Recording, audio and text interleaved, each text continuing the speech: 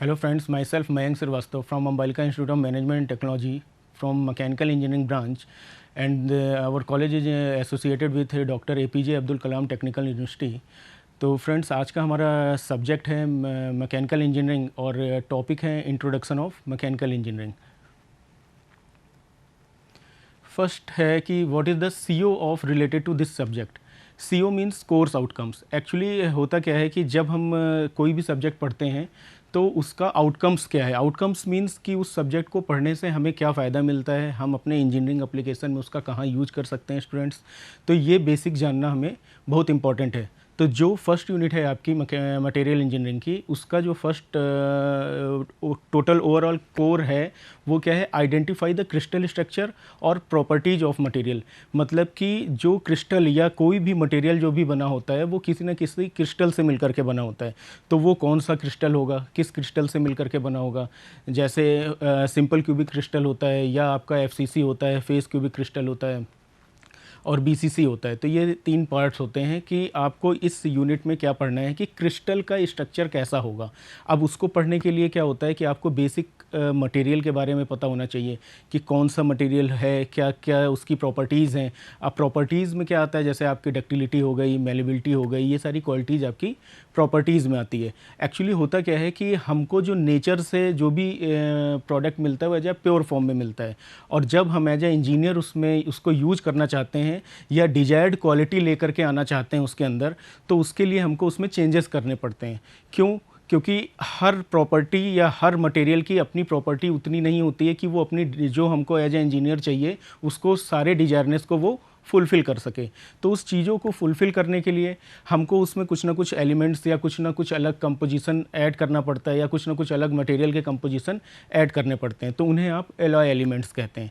तो one by one हम इसमें आगे डिस्कस करते हैं कि कैसे कैसे मटेरियल्स हैं, कौन कौन से मटेरियल्स पे क्या क्या काम होता है, और किस मटेरियल से हमें क्या मिलता है, उसकी क्या क्या प्रॉपर्टीज़ होती हैं। तो ओवरऑल सीओ की अगर बात करें, कोर्स आउटकम्स की, तो इस यूनिट में हमें जो जो हमने चीज़ें पढ़ी उससे हमको क्या आगे बेनिफिट मिलेगा। आगे इन द सेंस एक्चुअली होता क्या है, बच्चे या स्टूडेंट्स जो होते हैं वो केवल यूनिट वाइज उसको पढ़ते हैं, उसका एप्लीकेशन नहीं करते हैं। और हमको क्या पता होना चाहिए कि आज की डेट में जो यूनिवर्सिटी का भी लॉ आ चुका है कि आपको कोई भी यूनिट है तो उसके आपको नॉर्म्स पते होने चाहिए कि इसको पढ़ने के बाद आपको क्या बेनिफिट मिलेगा, आप अपने इंजीनियरिंग एप्लीकेशन में उसका क्या यूज कर सकते हैं। तो नेक्स्ट हम चलते हैं अपने टॉपिक पे कि classification of engineering material. Engineering material किस बेस पे क्लासीफाई होते हैं, कौन कौन सी चीज़ें होती हैं उसमें, कितने टाइप्स के होते हैं, तो उस पर हम आज डिस्कशन करते हैं इस यूनिट में। तो सबसे पहले क्या होता है, मेटल्स। अगर बात करें तो बेसिकली इंजीनियरिंग मटेरियल्स जो होता है आपका 4 फॉर्म में डिवाइड होते हैं, that is metals, polymers, composites and ceramics. अब बात आती है मेटल्स। मेटल्स नेचर ने हमको प्योर फॉर्म में जो दिया वो हमारा, नेचर ने जो भी चीज़ हमको प्योर फॉर्म में दिया वो हमको एज अ मेटल मिला, लेकिन अब डिजायरनेस के हिसाब से उसमें जब चेंज करेंगे तो वो एलॉय कहलाता है। चेंज करना भी बहुत ज़रूरी होता है। क्यों? क्योंकि अब जैसे मान लीजिए फॉर एग्जांपल हमको आयरन मिला। अब आयरन को अगर हम यूज करते हैं और कहा जाए कोई ऐसी जगह यूज करिए जहाँ कोरोजन रेजिस्टेंस को वो as a corrosion resistance work करे, तो उसमें हमको कुछ ना कुछ ऐसा कार्बन कंटेंट मिलाना पड़ेगा या इलेक्ट्रोप्लेटिंग करनी पड़ेगी, कुछ ना कुछ ऐसी मशीनिंग या कुछ ना कुछ ऐसा कंपोजिशन मिलाना पड़ेगा जिससे उस पर कोरोजन ना लगे। तो वो करने के लिए या वो प्रोसेस करने को आप एलॉइंग कहते हैं या एलॉइंग एलिमेंट्स ऐड करते हैं। तो ये होता है मेटल्स एंड एलॉय। अभी आगे बाकी डिस्कस करते हैं ब्रीफ में। अब पॉलीमर्स क्या होते हैं। पॉलीमर्स बेसिकली 3 पार्ट्स में डिवाइड करे गए, that is thermoplastic polymers, thermosetting polymers and elastomers. अब बात आती है थर्मोप्लास्टिक पॉलीमर्स क्या होते हैं। थर्मोप्लास्टिक पॉलीमर्स वो होते हैं कि जो भी प्लास्टिक को अगर आप टेम्परेचर दें, कोई भी टेम्परेचर दिया गया और वो डिफॉर्म हुआ, और डिफॉर्म होने के बाद जब वो कूल हुआ तो सॉलिडिफाइज हो गया और एक शेप ले लिया। लेकिन अगर हम दोबारा इसको फिर से टेम्परेचर देते हैं तो ये फिर से डिफॉर्मेशन हो सकता है, और एक सॉलिडिफिकेशन के बाद आप रीगेन दूसरा शेप ये कर सकता है। बट थर्मोसेटिंग की क्या प्रॉपर्टीज़ होती है। थर्मोसेटिंग के केस में क्या होता है कि एक बार, जैसा कि इसके नाम से ही समझ में आ रहा है कि एक बार अगर आपने इसको टेम्परेचर दिया और ये डिफॉर्मेशन हुआ और उसके बाद जब सॉलिडिफाइज हो गया तो ये जो भी शेप पाना था इसने अपने शेप को रीगेन कर लिया, शेप पा गया। जो भी इसको आपने जिस भी डाई या मोल्ड में जिसमें दिया वो अपना शेप को इसने अचीव करा। लेकिन अगर आपने दूसरा फिर से इसको सेकेंड सर्टेन टाइम पे टेम्परेचर दिया और आप चाह रहे हो कि ये फिर से दूसरा शेप को रीगेन कर ले, तो ये नहीं कर पाता है। क्यों नहीं कर पाता है? क्योंकि इसमें जो होता है चेन बॉन्डिंग होती है। चेन बॉन्डिंग क्या होता है वो अभी आगे हम आपको समझाते हैं। अब बात आती है इलास्टोमर्स। इलास्टोमर्स क्या होते हैं? ये भी थर्ड फॉर्म होता है पॉलीमर्स का। इसमें क्या होता है? केमिकल बॉन्डिंग होती है। Chemical bonding in the sense कोई भी दो पॉलीमर्स हैं उनको ऐड करने के लिए आप केमिकल्स का यूज करते हैं, इपॉक्सी का यूज करते हैं, रेजिन का यूज करते हैं। तो इस तरह की जो चीज़ें होती हैं वो आपका इलास्टोमर्स में आता है। फिर बात आती है मेटल क्या होता है। अब metal is a material which is typically hard, shiny, malleable, fusible and ductile with good electrical and thermal conductivity.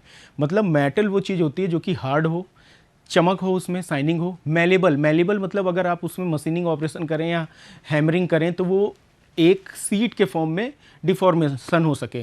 Fusible होना चाहिए। डक्टाइल क्या होता है? डक्टाइल में क्या होता है कि अगर आप उसमें टेंसाइल स्ट्रेंथ लगाएं तो वो एक वायर के फॉर्म में चेंज हो जाए, तो वो उसे डक्टिलिटी की प्रॉपर्टी बोलते हैं। तो मेटल्स हमेशा ऐसा होना चाहिए। फॉर एग्जांपल जो इसमें दिया गया जैसे आयरन हो गया, गोल्ड हो गया, सिल्वर हो गया, एल्युमिनियम हो गया and alloy such as steel. और एलॉय जो होती है वो स्टील, एक्चुअली एलॉय क्या चीज़ होता है? स्टील एलॉय होता क्या है कि जो भी चीज़ें जैसे फॉर एग्जांपल हमें आपने देखा होगा जैसे आज की डेट में यूटेंसिल्स यूज होते हैं वो स्टील के होते हैं। आप ऐसा नहीं कि आयरन के उसमें कोई भी चीज़ एज अ कुकिंग यूज कर सकते। क्यों? क्योंकि उसमें आपका कोरोजन लग जाएगा। तो आपने कुछ अलग कंपोनेंट मिलाया, जैसे आयरन में आपने कार्बन कंटेंट मिलाया, तो मिलाते मिलाते जब वो 2% से ऊपर पहुंच गया या विद इन 2% के नीचे रहा तो वो एज ए स्टील वर्क करा।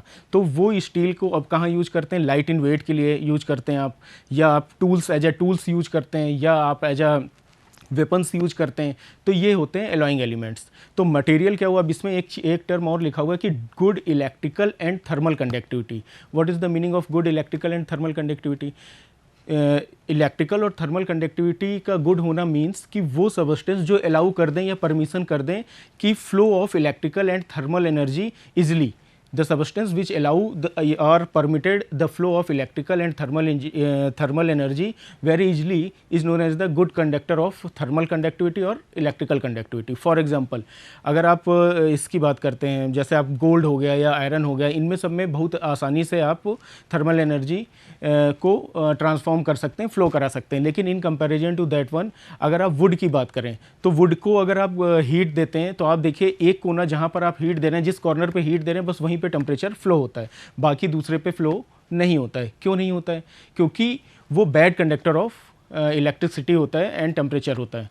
और इसी के कंपैरिजन में अगर आप गोल्ड में करते हैं, आयरन में करते हैं, तो इधर किसी एक कॉर्नर पे करेंगे तो दूसरी तरफ भी वो फ्लो होता है और जल्दी फ्लो होता है, रेट ऑफ फ्लो बहुत ज़्यादा होता है, तो वो कंडक्टिविटी कहलाती है। ठीक है, तो ये मेटल्स होते हैं। अब बात आती है एलॉय। What is alloy?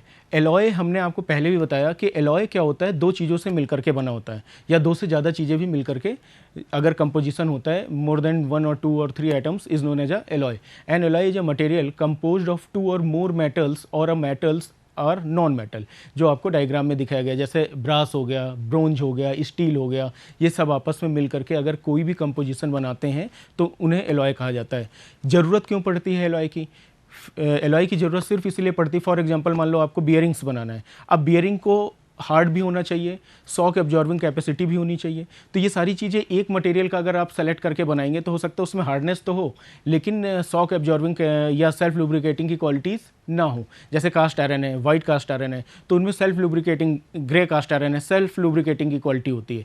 तो जो सेल्फ लुब्रिकेशन की क्वालिटी होती है उसके कारण क्या होता है, वो हेल्प कर देता है वो डिजायरनेस प्रॉपर्टीज एज ए इंजीनियर को जहाँ पर यूज करना होता है वो उसको पाने के लिए। अब बात आती है कि एलॉय बनता कैसे है। फॉर एग्जाम्पल एलॉय में दो चीज़ें होती हैं, एक होता है आपका बेस मेटल और एक होता है आपका एलॉइंग एलिमेंट्स। हमेशा बेस मेटल जो होता है वो नियर अबाउट 80% आप लेते हैं comparison to alloying elements. Base metal हमेशा ज़्यादा होगा। जैसे फॉर एग्जांपल एल्युमिनियम एलॉय अगर बोला गया, अब एल्युमिनियम को किसी भी चीज़ से आप उसमें कोई भी कंपोजिशन कर रहे हैं तो कोई भी मटेरियल अगर आप उसमें मिला रहे हैं तो एल्युमिनियम का जो पार्ट होगा वो अप्रॉक्सीमेट 80% के आसपास होना चाहिए और जो अदर मटेरियल है वो 20% के आसपास होगा, तो वो एल्युमिनियम एलॉय कहलाएगा। अब जैसे ये डायग्राम आप देख रहे हैं रेड कलर का दिखाया जा रहा है इसमें, तो ये क्या है आपका प्योर मेटल है, इसमें कोई भी एलॉय नहीं मिला हुआ है या कोई भी अदर एलिमेंट्स नहीं मिले हुए हैं, तो ये प्योर मेटल है। अब ये जो ब्लू कलर का शो अप हो रहा है 1 by 1, तो इसका मतलब क्या है, इसमें कोई ना कोई ऐसा मेटल मिला दिया गया है, कोई ना कोई ऐसा मेटल्स मिलाया गया है या उसका कंपोजिशन करा गया है जिससे कि डिजायरनेस प्रॉपर्टी को अचीव कर सके एक इंजीनियर। तो ये आपका एलॉइंग एलिमेंट्स कहलाता है। अब और भी अगर आगे एग्जांपल लेते हैं, जैसे एरोप्लेन है। अब एरोप्लेन में क्या है, कंपोजिशन ऑफ सेवरल मेटल्स होना चाहिए। क्यों? क्योंकि स्ट्रेंथ सब जगह बराबर नहीं है, तो हर जगह अलग अलग स्ट्रेंथ के लिए आप एलॉइंग एलिमेंट्स यूज करते हैं। लाइट इन वेट चाहिए होगा, एल्युमिनियम का एलॉय होगा क्योंकि एल्युमिनियम हल्का होता है। तो ये सारी प्रॉपर्टीज़ एडअप करना पड़ता है 1 by 1 for alloying element, desireness of on the depend of desireness of an engineer और रिसर्चर। फिर बात आती है types of engineering materials. Engineering materials कितने टाइप के होते हैं? तो basically metals and alloy are further classified as ferrous and non ferrous. दो टाइप में डिवाइड हुआ, एक फेरस होता है, एक नॉन फेरस। अगर आप मटेरियल्स की बात करें या मेटल्स की बात करें तो दो ही पार्ट में वो डिवाइड होता है, एक फेरस और दूसरा नॉन फेरस। अब फेरस में क्या होता है, फेरस उस चीज़ को बोलते हैं जिसमें आयरन की क्वालिटीज़ या आयरन कंटेंट इन्वॉल्व होते हैं, उन्हें फेरस बोलते हैं। और नॉन फेरस किसे बोलते हैं, जिसमें आयरन के कंटेंट इन्वॉल्व नहीं होते हैं। फॉर एग्जाम्पल फेरस के दो पार्ट डिवाइड हुए, स्टील एंड कास्ट आयरन। अब स्टील जो होती है plane carbon steel and alloy steel. Steel हमने आपको अभी बताया भी था। स्टील में क्या होता है कि जब आप आयरन में आप कार्बन कंटेंट मिलाते चले जाते हैं, थोड़ा सा मिलाया, कुछ प्रॉपर्टी चेंज हुई, क्योंकि आयरन हमको प्योर फॉर्म में मिला, अब उसमें फिर और कार्बन मिलाया, प्रॉपर्टी चेंज हुई। आयरन की प्रॉपर्टीज़ क्या होती है, मैग्नेटाइज करने की। अब मैग्नेट अगर होता है तो वो उससे मैग्नेटाइज होकर के चिपकता है। लेकिन अगर आप उसकी ये क्वालिटी नहीं चाहते हैं, अब आप मान लो यूटेंसिल्स है, अब आप उसमें स्पून रखे तो वो उसी में स्टिक हो गया, निकल ही नहीं पा रहा है, तो उस क्वालिटी को डिफर करने के लिए आपने क्या करा, स्टील का बनाया यूटेंसिल। अब स्टील का बनाने के लिए क्या करना होगा, कंपोजिशन मिलाना होगा। तो उस कंपोजिशन को जो जो चीज़ें आप मिलाते हैं, जैसे फॉर एग्जांपल कार्बन आपने 2% तक मिलाया, तो जब कार्बन 0.01 से 2% तक हो जाता है तो वो आपका स्टील कहलाता है। अब स्टील में वो प्रॉपर्टीज़ नहीं होती है जो प्योर आयरन में होती थी। क्यों चेंज करा गया, डिजायरनेस के अकॉर्डिंग, लाइट इन वेट करना था, ये सारी क्वालिटीज़ होती हैं, वो उसने उसको चेंज करा। एलॉय स्टील मतलब इसमें और भी कंपोजिशन मिलाए गए। अब बात आती है कास्ट आयरन।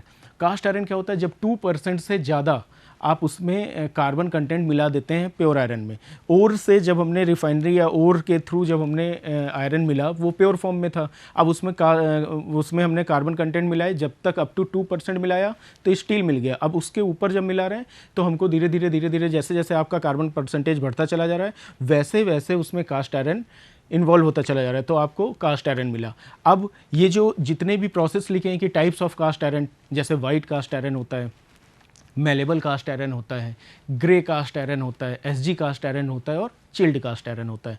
एक्चुअली ये जो कास्ट आयरन मिलते हैं आपको, कास्ट आयरन बेसिकली फॉर्म होता है या यूज करा जाता है टिपिकल या कॉम्प्लेक्स जो भी स्ट्रक्चर होते हैं उनको कास्टेबिलिटी के लिए। जैसे मान लीजिए आपको कोई ऐसा मटेरियल या ऐसा डिज़ाइन मिला जो कि बनाना या मशीनिंग करने में बड़ा टाइम लगेगा, टूल्स लगेंगे, तो आपने सोचा अगर हम इसकी कास्टिंग कर लें। कास्टिंग मीन्स क्या होता है, आपने टेम्परेचर दिया, वो डिफॉर्म हुआ, लिक्विड फॉर्म में हुआ, और उसके बाद जो भी मटेरियल आपने डाई लिया उसके बाद उसमें उसको पोर करा और सॉलिडिफाइज होने के लिए उसको छोड़ दिया।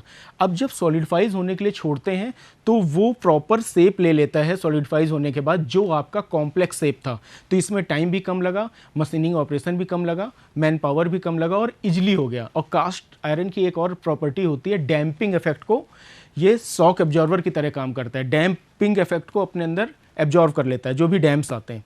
तो इसका आप जैसे लेथ हो गया या मशीनरी जितनी भी होती हैं उनके जो बेड बनते हैं वो कास्ट आयरन के बनते हैं। और एक क्वालिटी क्या होती है, जैसे ग्रे कास्ट आयरन। अब ये जो बात कर रहे थे कि वाइट कास्ट आयरन कैसे मिला, मेलेबल कैसे मिला, ग्रे और एसजी और चिल्ड। एक्चुअली जब आप इस कास्ट आयरन को सॉलिडिफाइज करते हैं, कूलिंग करते हैं, तो जो कूलिंग का रेट होता है, जैसे मान लीजिए खूब जल्दी जल्दी कूलिंग कर रहे हैं तो उसमें वाइट कास्ट आयरन मिला, धीरे धीरे कर रहे हैं तो उसमें चिल्ड कास्ट आयरन मिला। तो जो ये डिपेंड करता है, ये जितने टाइप्स के ऑफ कास्ट आयरन हैं वो डिपेंड करते हैं on the cooling rate of cast iron. आप जिस हिसाब से कूल करते हैं उसके ऊपर डिपेंड करता है। जब आप कूल करते हैं तो कार्बन कंटेंट अगर फ्लेक्स के फॉर्म में मिलता है तो वो वाइट कास्ट आयरन कहलाता है। फ्लेक्स मतलब आप अगर समझना चाहें तो जो टोबैको होती है, सिगरेट के अंदर उस उतने बड़े बड़े टुकड़े होते हैं, बिल्कुल पतले पतले। तो वो आपकी बुक में भी ऐसा ही है। तो उसके अकॉर्डिंग जब आप देखेंगे तो वो फ्लेक्स के फॉर्म में जब भी मिलता है, तो वाइट जब आप सॉलिडिफाइज करते हैं तो वो कंटेंट कलर चेंज करते हुए वाइट कंटेंट में चेंज हो जाता है, वो वाइट कलर एब्जॉर्व कर लेता है, तो उसे वाइट कास्ट आयरन कहा जाता है। इसी तरह ग्रे में क्या होता है, आपको इसमें जब आप धीरे धीरे कूलिंग करते हैं तो इस केस में क्या होता है, आपका ग्रे कलर एब्जॉर्व होता है, ग्रे कलर आता है, उसे ग्रे कास्ट आयरन कहते हैं। ग्रे कास्ट आयरन की एक और अच्छी प्रॉपर्टी होती है कि ये material as a self lubricant work करता है। सेल्फ लुब्रिकेंट कैसे वर्क करता है, जो इसके ग्रेन होते हैं या ग्रेन स्ट्रक्चर जो होता है उसमें जो है लुब्रिकेशन की क्वालिटीज़ आ जाती हैं। उसके जो बबल्स होते हैं, ये जो बॉल्स होते हैं ग्रेन के, वो आपस में जब रोटेट होते हैं तो वो सेल्फ लुब्रिकेंट हो जाते हैं। तो जो भी बेड बनाया जाता है लेथ मशीन का या सेपर का, तो इन ये सारे आपके सेल्फ लुब्रिकेटन होते हैं, लुब्रिकेशन प्रॉपर्टीज होती है। जब बार बार अप एंड डाउन करते हैं, मूव होता है लेफ़्ट टू राइट, तो उसके कारण क्या होता है, एक लुब्रिकेशन अपने आप जनरेट हो जाता है। ऐसा क्यों करते हैं, क्योंकि जब प्रोसेस रिपीटेटिंग होती है तो उसमें आप ऑयलिंग या ग्रीसिंग की ज़रूरत पड़ती है, तो उसमें बार बार टाइम कंज्यूम होगा और हो सकता है वो मटेरियल से केमिकली रिएक्ट करके आपका मटेरियल ख़राब कर ले। तो उस केस में आप ग्रे कास्ट आयरन यूज करते हैं, जिससे क्या फ़ायदा होता है कि वो सेल्फ लुब्रिकेट खुद ही हो जाता है। तो ये होता है, ये हमने जो भी बात करी ये पूरी बात हुई फेरस मटेरियल की जिसमें आयरन कंटेंट अवेलेबल थे। अब आते हैं नॉन फेरस मटेरियल में। नॉन फेरस में क्या होता है कि आपके आयरन कंटेंट, जैसा नाम ही से आप जान रहे हो, उसमें आयरन कंटेंट नहीं होगा। अब नॉन फेरस में क्या होता है, copper alloys and aluminium alloys. अब कॉपर एलॉयज, एल्युमिनियम एलॉयज या निकेल एलॉयज। अब कॉपर एलॉय का अगर नाम लिया गया, इसका मतलब बेस मेटल में, जब हमने आपको पहले भी अभी बताया कि बेस मेटल 80% होगा और एलॉइंग एलिमेंट्स 20% के आसपास होगा। तो अगर कॉपर एलॉय की बात कर रहे हैं, इसका मतलब कॉपर का कंटेंट 80% होगा, या कॉपर की प्रॉपर्टीज़ हमको एज ए इंजीनियर वहाँ पर ज़्यादा ज़रूरत होगी तो हम कॉपर एलॉय लिए। अगर निकिल की जो भी प्रॉपर्टीज़ होती है, अगर उसके अकॉर्डिंग कहीं पर हमको काम है या एज ए इंजीनियर यूज करना है तो आपने निकेल एलॉयज लिया। एल्युमिनियम लाइट इन वेट होता है, अगर आपको एल्युमिनियम की ज़रूरत है तो आपने एल्युमिनियम एलॉयज लिया। तो जो भी प्रॉपर्टीज़ या जो भी एलॉय लोगे, उसका बेस मटेरियल हमेशा 80% होगा और दूसरा मटेरियल आपका 20% के आसपास होगा। तो ये है आपका कॉपर एलॉय, निकेल एलॉय और एल्युमिनियम एलॉय। इसी का डिस्क्रिप्शन यहाँ लिखा है, ferrous. Ferrous means iron as a main constituent. Iron आपका मेन कॉन्स्टिट्यूएंट होगा उसमें, फेरस मटेरियल में। Non ferrous, other than iron is a main constituent. Iron के अलावा कोई भी चीज़ होगी वो नॉन फेरस में आ जाएगी। उसके बाद आता है स्टील, जो अभी आपको पहले भी बताए थे, और ये बहुत अच्छा आपको और समझ में आएगा जब हम आपको स्ट्रेस स्ट्रेन डायग्राम समझाएंगे या आपको आयरन कार्बन डायग्राम बताएंगे, तो उसमें आपको और भी अच्छे से क्लियर होगा। अब जैसे इसमें लिखा है, steel is equal to carbon less than 2%। मतलब अगर कार्बन कंटेंट, स्टील अगर हमको पाना है तो कार्बन कंटेंट आयरन में 2% से कम जब तक मिलाएंगे या 2% तक आपको स्टील मिल जाएगा। फिर इसमें लिखा है cast iron, carbon more than 2%। अगर आप कार्बन कंटेंट 2% से ज़्यादा मिलाते हैं तब आपको कास्ट आयरन मिलता है। अब कॉपर Cu, जो आपको अभी बताए, कॉपर Cu एलॉय है, Cu मतलब कॉपर इज मेन कंटेंट होगा उसमें। एल्युमिनियम एलॉय में एल्युमिनियम इज मेन कंटेंट होगा और निकेल एलॉय में निकेल इज मेन कंटेंट होगा। जो भी एलॉय चाहिए डिजाइनर्स के अकॉर्डिंग, इंजीनियर इस पे, एक्चुअली इंजीनियर अगर देखा जाए तो 100% सक्सेसफुल इस मटेरियल इंजीनियरिंग में ही हो पाया है। क्यों? क्योंकि डिजाइनर्स के अकॉर्डिंग वो उसको जो क्वालिटी चाहिए उसने कंपोजिशन करा और मिल गया। इसीलिए ये सब्जेक्ट पढ़ना इसलिए ज़रूरी होता है क्योंकि आपको मटेरियल इंजीनियरिंग की में जितने भी मटेरियल्स होते हैं उनके बेसिक क्वालिटीज़ या बेसिक प्रॉपर्टीज़ पता होगा, तभी तो आप एग्जैक्ट अमाउंट में कंपोजिशन कर पाओगे, या जहाँ पर जो चीज़ बनाना है, कहाँ पर क्या इसका डिजायरनेस है, उसके अकॉर्डिंग आप सेलेक्ट करोगे। तो ये बहुत इंपॉर्टेंट टॉपिक होता है और आज की डेट में रिसर्च भी इसमें बहुत ज़्यादा हो रहा है, क्योंकि अभी इसमें आपको आगे बताएंगे एपॉक्सी क्या होता है या पॉलीमर्स क्या होते हैं, उस पर भी बहुत अच्छा काम हो रहा है। अब जैसे ये पॉलीमर की बात करते हैं, पॉली के का मतलब ही होता है मोर या ज़्यादा। Poly means many, the word poly means many and meres means unit. मतलब कि छोटी छोटी यूनिट को अगर मिला दिया जाए तो एक पॉलीमर तैयार होता है, जो कि आपको डायग्राम में दिख रहा है। यहाँ पर आपका ये मोनोमर्स है, अलग अलग हैं तो इन्हें मोनो बोला गया। एक आपका एक पॉलीमर, ये अलग अलग अलग अलग अलग अलग मॉलिक्यूल हैं तो इनको मोनोमर्स बोला गया। अब पॉलीमराइज्म क्यों बोला गया? अब ये एक चेन इससे आपका ऐड होता चला गया तो ये आपका पॉलीमर का कहलाया। ठीक है। थर्मोप्लास्टिक पॉलीमर क्या होता है? अब थर्मोप्लास्टिक और थर्मोसॉफ्टनिंग, थर्मोप्लास्टिक को ही थर्मोसॉफ्टनिंग भी कहा जाता है। इसके नाम से ही पता चल रहा है कि ये दोबारा अगर हम करेंगे तो ये सॉफ्टन की प्रॉपर्टीज़ गेन कर लेगा। A thermoplastic or thermosoftening plastic is a plastic material or polymer that becomes pliable or mouldable, mould हो सकता है, आसानी से चेंज हो सकता है above the specific temperature and solidifies upon cooling, और जब आप कूल करते हैं तो वो सॉलिडिफाइज हो जाता है, मतलब टेम्परेचर दिए उसमें चेंज हुआ और सॉलिडिफाइज हो गया, अपना शेप मिल गया। अब अगर फिर से टेम्परेचर दिए, उसने फिर से डिफॉर्मेशन लिया और उसके बाद सॉलिडिफाइज करा, फिर से रीगेन करा दूसरा शेप। वही लिखा हुआ है कि थर्मोप्लास्टिक्स में बी रीसेप्ड बाय हीटिंग टेम्परेचर और सॉलिडिफाइज अपॉन कूलिंग, या तो रीहीट कर सकते हैं टेम्परेचर देने पे या सॉलिडिफाइज आसानी से कर सकते हैं। एग्जाम्पल में डायग्राम में भी आपको दिख रहा है, जैसे आपका किड्स के जो भी खिलौने होते हैं, बैलून होता है या आपका जो भी इसमें बॉल्स दिख रहा है, तो ये सारी चीज़ें क्या है, आपका एक बार आपने इसको रिमोल्ड करा, उसके बाद फिर से रिमोल्ड करा जा सकता है। अब आपके मोबाइल्स का भी एग्जांपल दिया है, इसके कवर्स होते हैं, अपर बॉडीज़ होती हैं, ये आपका दोबारा रीगेन शेप आसानी से कर सकता है। तो ये थर्मोप्लास्टिक्स में आता है। अब बात आती है थर्मोसेटिंग। थर्मोसेटिंग में और थर्मोप्लास्टिक में यही अंतर होता है कि यहाँ पर एक चेन बन जाती है जो कि वो वापस रीगेन सॉलिडिफाइज करने के टाइम पे वापस शेप को रीगेन नहीं करने देता है। वही चीज़ इसमें है, अभी आगे डायग्राम में भी दिखाएंगे। Thermosetting polymers have their chain cross link by covalent bond. Chain cross link बना लेता है बाई कोवैलेंट बॉन्ड, आपस में जो भी बॉन्डिंग होती है उसमें चेन क्रॉस लिंक बन जाते हैं। तो उससे क्या होता है, वो लिंक उसको वापस शेप में आने में नहीं देते हैं, जिसके कारण क्या होता है, डिजायर्ड शेप आप नहीं पा सकते हैं बार बार। तो वही लिखा हुआ है कि the starting materials are placed into a mould to form a desired shape. आपने क्या करा, एक मोल्ड में स्टार्टिंग मटेरियल डाला, पोर करा और डिजायर्ड शेप पाया। उसके बाद क्या हुआ, the polymer is then heated. अब क्या हुआ, दोबारा उसे हीट करा गया and chemical reaction occurs to form a cross links between the chain. अब जब दोबारा आपने हीट करा तो उसमें क्रॉस लिंक बन गई, एक चेन बन गया, जिसके कारण वो वापस उसको अपनी डायमेंशन में आने नहीं देता। The resulting 3 dimensional is soon as a can not then be change, जिसके कारण 3 डायमेंशनल में वो दोबारा चेंज नहीं हो सकता है। तो ये सारी प्रॉपर्टीज होती हैं थर्मोसेटिंग पॉलीमर्स की। ये जैसा डायग्राम में आपको दिखाया जा रहा है, इसमें आप देखिए ये आपका पॉलीमर्स है पूरा। अब ये आपका थर्मोसेटिंग पॉलीमर्स है। इसमें क्या है, जो ये रेड लाइन शो कर रही हैं 1 बाई 1, ये जो रेड लाइन शो कर रही हैं, ये क्या है, एक लिंक बना ले रहा है। जब आप टेम्परेचर इसको देते हैं तो ये आपका एक्सपेंड हुआ, अब उसके बाद सॉलिडिफाइज हो गया। अब सॉलिडिफाइज होने के बाद जब आपने इसको दोबारा टेम्परेचर दिया तो ये दोबारा सॉलिडिफाइज या दोबारा रीगेन क्यों नहीं कर पाता, क्योंकि ये जो आपके लिंक्स बने हैं ये इसको रोकते हैं, स्टिक कर देते हैं अपने रीगेन करने में शेप को। तो ये लिंक जो चेन फॉर्मेशन होता है, यही थर्मोसेटिंग का थर्मोसेटिंग में क्रॉस लिंक्स ही सबसे इंपॉर्टेंट टर्म होता है, जिसके कारण वो दोबारा अपने पोजीशन को रिगेन नहीं कर पाता है। तो ये आपका थर्मोसेटिंग्स कहलाता है। अब बात आती है एग्जाम्पल ऑफ थर्मोसेटिंग पॉलीमर्स। अब थर्मोसेटिंग पॉलीमर्स यूज कहाँ करते हैं, जहाँ पर हमको बार बार चेंजेस नहीं करना होता है।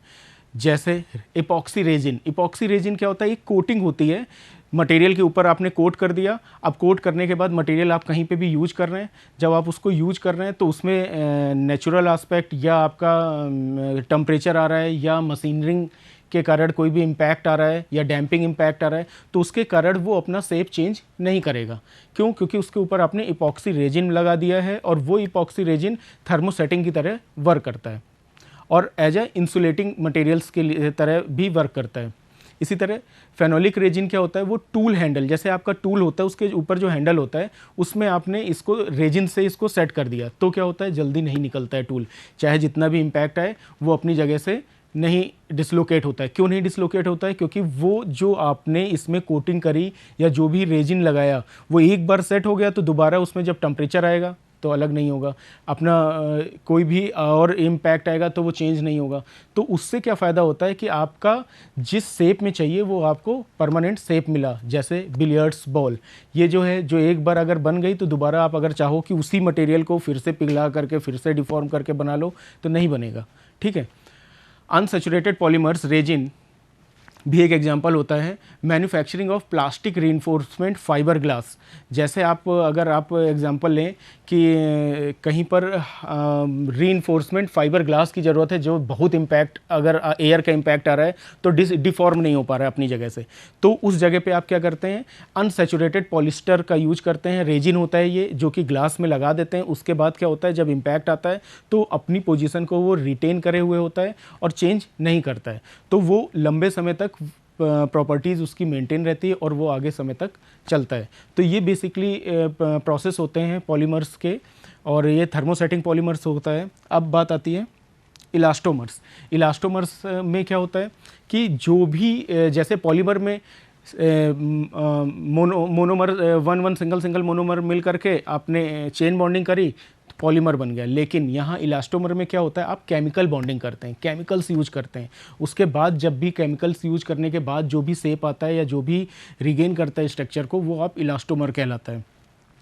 जैसे इसमें लिखा हुआ है, elastomers material are those material that are made of polymers, polymers से ही बना होते हैं, that are joined by chemical bonding, लेकिन उसको ज्वाइन करते हैं आप केमिकल बॉन्डिंग के थ्रू।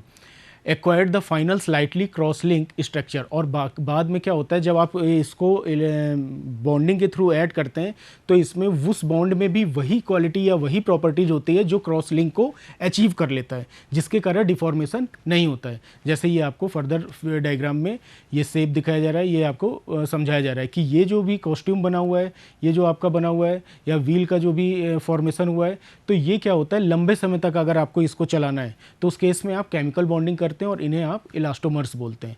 क्यों? क्योंकि आपका कोई भी मटेरियल अगर आप ऐसा यूज करते हैं जिसमें क्रॉसलिंक बन जाएगा, तो आपको पता हो जाएगा उसकी लाइफ जो है काफ़ी स्ट्रांग होगी, बहुत ज़्यादा होगी, और एक बार बना तो दोबारा आप उसको रिफॉर्म नहीं कर सकते। तो ये सारी प्रॉपर्टीज होती हैं आपकी इलास्टोमर्स की। फिर आता है natural rubber.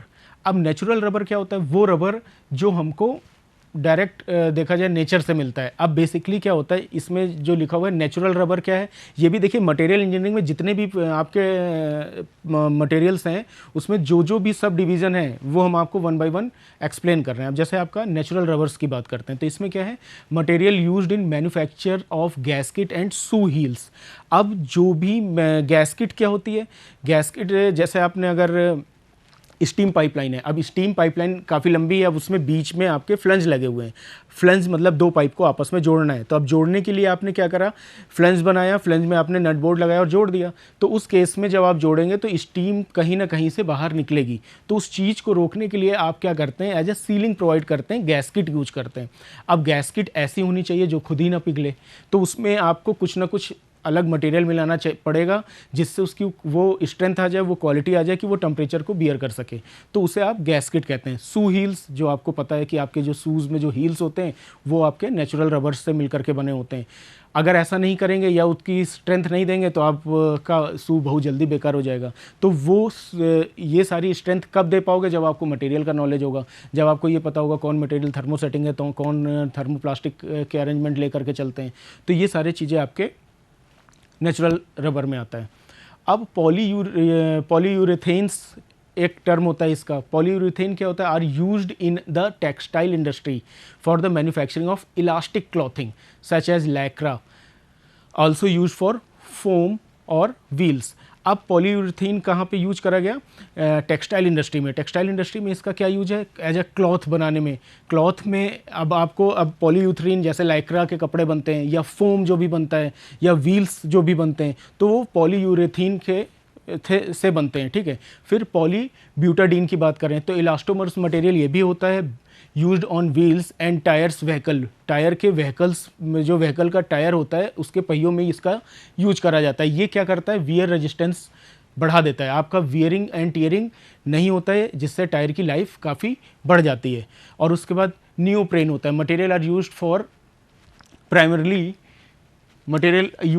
In the manufacture of wet suit, मतलब जो गीले सूट्स होते हैं, is also use for wire insulation या इंडस्ट्रियल बेल्ट्स। अब वायर इंसुलेशन के लिए भी आपको जो वायर होते हैं वो आपका कंडक्टिविटी ऑफ इलेक्ट्रिसिटी होता है, लेकिन उसको इंसुलेट करना पड़ेगा, जैसे आपको शॉक ना लगे या इलेक्ट्रिसिटी ना आए, तो उसके लिए आप वायर इंसुलेशन का यूज करते हैं, तो वो पॉलीब्यूटाडीन का बना होता है।